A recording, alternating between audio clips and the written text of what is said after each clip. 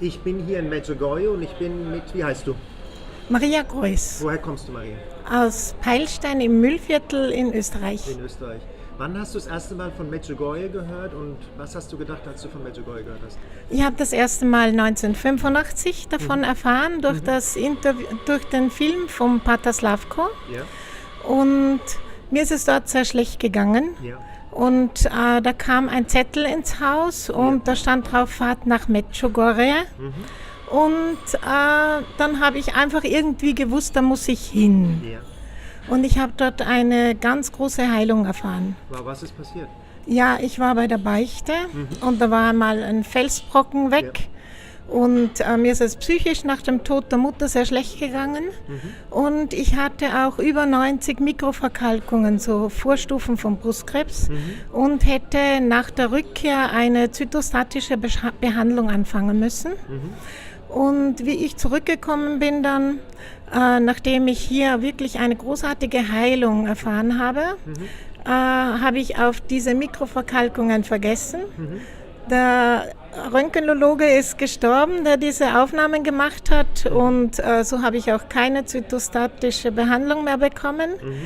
Und wie ich das nächste Mal dann schwanger war, ist mir das alles eingefallen und habe dann irgendwann eine Mammographie machen lassen und es war nichts mehr da. Und auch die Depressionen sind nie mehr wiedergekommen. Das ist unglaublich. Ja, und da war ein Heilungserlebnis auch in der Messe und zwar nach der Wandlung. Was ist passiert? Ja, da habe ich plötzlich eine Stimme gehört und die hat gesagt, du bist nicht allein. Ich habe einen Plan mit dir und wirf all deine Sorgen auf den Herrn. Und dann habe ich gespürt, jetzt muss ich irgendwas machen. Und ich bin mir aber ziemlich blöd vorgekommen, dass ich jetzt da was mache. Mir war das mit der Stimme auch etwas sonderbar. Und ich habe aber dann trotzdem gesagt, naja, da hast du es. Da hast du meine Sorgen. Nichts lieber als das. Und dann sind meine ganzen Ängste abgelaufen vor mir wie in einem Film. Und dann war das weg. Und dann habe ich gesagt, okay, wenn ich jetzt gesund werde und weiterleben soll, dann möchte ich mein ganzes Leben dir schenken. Und Und du glaubst, es hängt auch mit der Beichte zusammen? ja, die Beichte war das Ausschlaggebende, ja, beim kannst du Pater Leuten- Slavko. Beim Pater Slavko? Ja, War war bei das, ja, ja. Und kannst du Leuten sagen, was sagen die? Oft haben ja Leute Angst vor der Beichte. Was sage ich da? Und Ja, denkt da- ihr dann von mir? Was das- würdest du sagen? den Man Leuten? braucht keine Angst haben vor der Beichte. Im Gegenteil, in jedem Sakrament erfahren wir eine Umarmung des Herrn. Und die Sakramente hat uns Jesus durch seinen Tod erworben. Und er hat sie uns sehr bitter verdient. Und wenn wir davon nicht Gebrauch machen, dann sagen wir, ja gut, du bist für uns gestorben, du bist für mich gestorben, aber ich brauche dich nicht, ich kann es auch allein. Wir verzichten dann einfach auf ein riesengroßes Geschenk. Und nach der Beichte ist man wieder im Frieden. Man kann wieder neu anfangen. Man kann sicher auch so in den Himmel kommen, wenn man ein gutes Leben führt. Aber wenn man die Sakramente empfängt und nützt, dann ist es sicher viel leichter. Wunderschön. Betest du den Rosenkranz? Ja.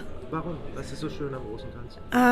Ja, er macht mich einfach ruhig, er bringt mir Frieden und ich verbringe während des Rosenkranzes Zeit mit Jesus. Wunderschön. Und was würdest du sagen? Du bist katholisch. Was ist der Glaube? Warum ist der Glaube so schön, der katholische Glaube? Für dich? Weil wir dadurch ganz frei sind, weil wir dann keine Angst mehr vor dem Tod haben müssen.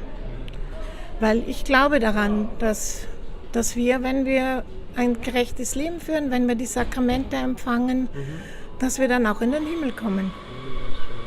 Und was würdest du sagen, viele Leute in Österreich, Deutschland, Schweiz, gerade deutschsprachiger Raum, glauben nicht mehr an Gott. Was ist die Schönheit von Gott, dem Vater? Dass er immer da ist, dass er immer für mich Zeit hat, dass er mich unendlich liebt.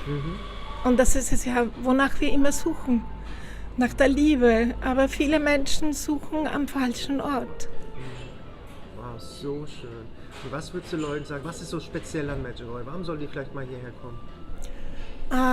Medjugorje hat etwas ganz Besonderes. Ich glaube, dass da wirklich einen Ruf gibt. Also da fährt man nicht her, da wird man gerufen.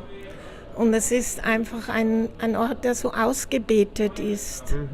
Und eben die Beichte ist hier sehr dominant und heißt ja auch der Beichtstuhl der Welt. Ja. Danke sehr für dieses schöne Interview. Ja, gerne.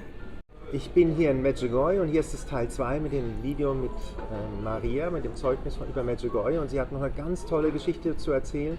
Sie hat ein medizinisches Wunder hier wirklich erlebt, ein zweites, und es ging um dein Kreuzband. Erzähl das nochmal. Ja, also ich habe mir im Jahr 2002 eine Kreuzbandverletzung zugezogen. Auch der Meniskus war völlig durchgerissen.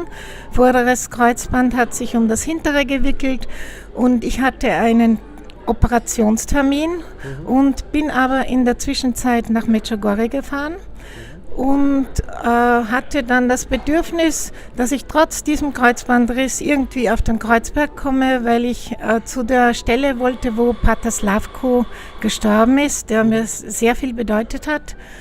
Und habe das auch geschafft, irgendwie rauf und runter zu kommen, herunter eher am Hintern als auf den Füßen, weil das schon so eine Überlastung war. Und eben das Knie war dann ziemlich geschwollen und die Schmerzen waren viel, viel mehr. Und wie ich nach Hause gekommen bin am Donnerstag, habe ich mir gedacht, oh je, das war sicher keine so gute Idee. Am Montag hatte ich dann den Termin im Krankenhaus, die Voruntersuchung für die Operation. Und in der Früh, wie ich aufgewacht bin, da hat das Knie nicht mehr wehgetan, es war nicht mehr geschwollen, ich habe es ganz abbiegen können und hatte eigentlich gar keine Beschwerden mehr. Bin dann ins Krankenhaus gefahren, habe gesagt, ja, ich bin jetzt da, aber eigentlich habe ich keine Beschwerden mehr. Und der Arzt sagt, das ist nicht möglich, das ist nicht möglich. Da wurde eine MR gemacht, das kann nicht sein. Und dann hat er gesagt, schauen wir es uns an. Und dann hat er mich untersucht und hat gesagt, ja tatsächlich, das geht wieder ganz normal, das ist aber nicht möglich. Also was haben Sie da gemacht? Habe ich dann etwas verlegen gesagt, ja, ich war in Medjugorje und bin auf den Kreuzberg raufgegangen, was ja sicher für ein Kreuzband nicht so gut ist. Und dann sagt der Arzt, ja, dann haben Sie ja eine Heilung erfahren. Und dann habe ich gesagt, ja, ach so, aber da habe ich ja gar nicht drum gebetet. Und dann hat er gesagt, nein, das hätte auf natürlichem Weg hätte das nicht weggehen können. Und in so ein Knie schneidet er nicht rein und wenn es wieder kommt, soll ich wieder kommen. Und es ist nie mehr wieder gekommen und ich war gerade gestern auf dem Kreuzberg ohne Beschwerden. Und das war wirklich, Dank sei Gott. Dank sei Gott, das war wirklich so, dass das auch ein Stück vom Knochen abgeschnitten Ja, da war. ist auch ein Stück vom Knochen mit herausgerissen worden, vom Kreuzband, ja. Und komplett geheilt. Also das Komplett. Ist ein medizinisches Ja, ist ein medizinisches Wunder. Hat sogar der Arzt gesagt, der gar nicht besonders religiös war. Aber der hat dann gesagt, dann haben Sie da eine Heilung erfahren. Unglaublich. Ich habe gar nichts gesagt. Ich habe auch nicht gewusst, woher das jetzt kommt, dass es einfach weg ist. Und da kann man noch sagen, für Leute, die auch sowas hier in Medjugorje erlebt haben, man kann wenn das medizinisch zertifiziert ist, bei der Gemeinde hier in Medjugorje abgeben, die katalogisieren all diese Wunder für Leute, die vielleicht dieses Video hören, oder? Und liebe Maria, ganz lieben Dank für dieses Interview. Gerne, gerne.